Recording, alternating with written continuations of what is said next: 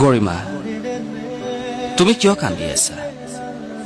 থেত আকৰিজনী, তুমিচোন জানাই মই যে আকাশত উৰি ভাল পাওঁ আৰু সাগৰৰ তলিত শুই ভাল পাওঁ। মই শুনিছো আমাৰ ঘৰৰ সন্মুখত হেনো লোকাৰণ্য হৈছে। সেইবোৰ কোন জানানে? কবলৈ বেয়া যদিও কওঁ শুনা, সেইবোৰ জুবিন পাগল। সিহঁতে মোৰ দৰে কাকো খাতিৰ নকৰে।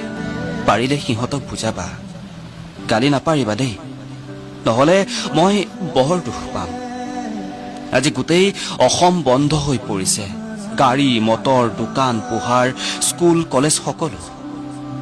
মোক পাগল আৰু মদাহী বুলি গালি পৰা সকলেও আজি মোৰ ফটোখন চাই চাই কান্দিছে।